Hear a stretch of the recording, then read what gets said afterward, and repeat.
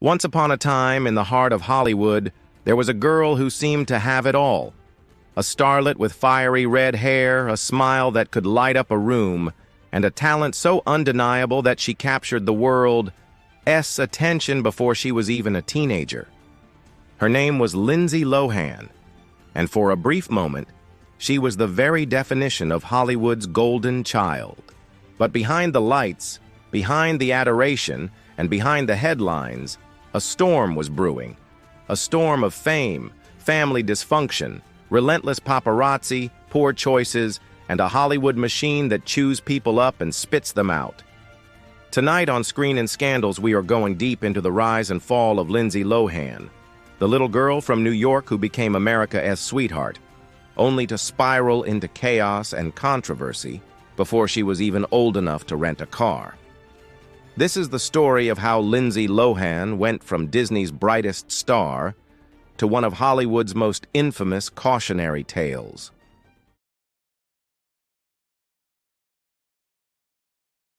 Lindsay D. Lohan was born on July 2, 1986, in the Bronx, New York.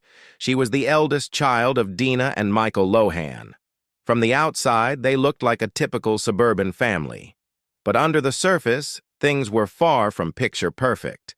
Her father, Michael, was a Wall Street trader, but his life was plagued with legal troubles, arrests, and a volatile relationship with Dinah that would later spill into the public eye. Her mother, Dinah, was a former dancer who became Lindsay's manager, a combination that many in Hollywood would later criticize as blurring the lines between parental guidance and business exploitation. By the time she was 3 years old, Lindsay was already working as a child model. She signed with Ford Models and appeared in more than 60 commercials throughout her childhood.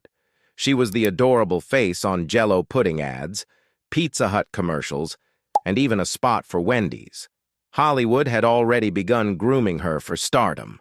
But it was in 1998, at just 11 years old, that Lindsay Lohan's life would change forever.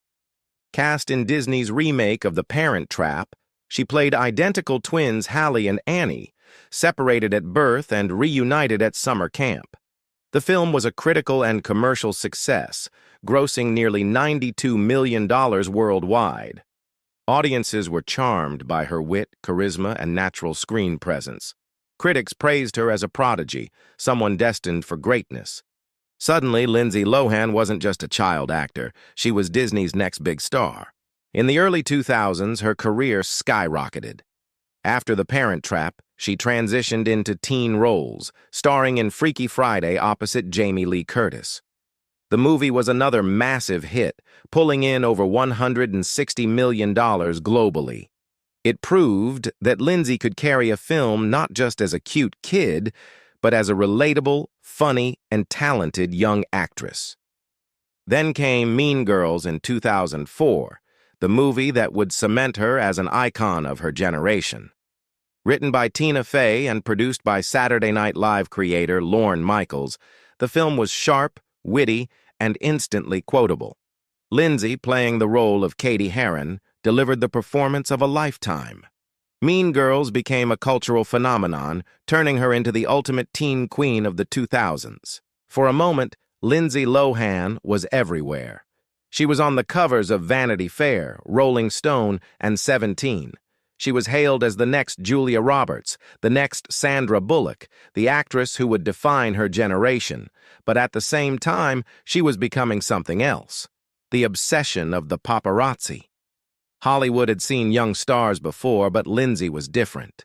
She was not only a talented actress, but also beautiful, rebellious, and living in an era where celebrity culture was becoming 24/7 entertainment. Tabloids and gossip blogs were exploding, and paparazzi were willing to do whatever it took to get photos of young starlets leaving clubs, fighting with friends, or stumbling out of limousines. And Lindsay, barely out of her teens, was right at the center of it all. Behind the glamorous red carpet appearances, Lindsay's personal life was unraveling. Her parents' messy divorce played out publicly, with accusations of abuse, drug use, and financial mismanagement. Dina often defended her daughter's choices, while Michael frequently gave interviews criticizing Lindsay's lifestyle. Instead of a stable family foundation, Lindsay was caught in the middle of her parents' battles, with the world watching every moment. As her fame grew, so did the temptations. By her late teens, Lindsay was no longer just the sweet girl from The Parent Trap.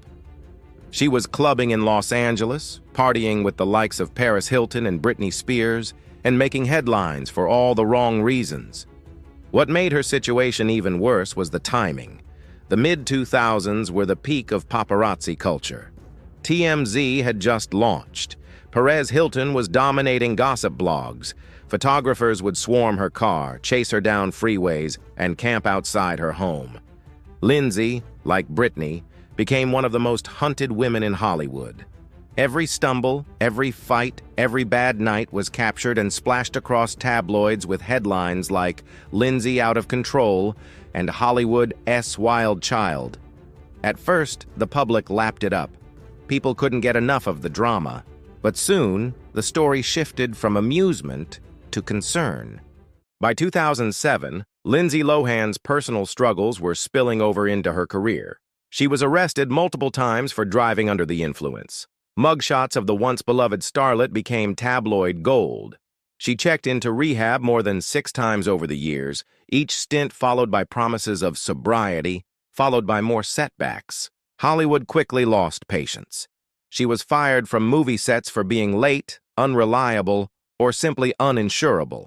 Directors refused to work with her. Insurance companies demanded outrageous sums to cover her, making it nearly impossible for her to land roles.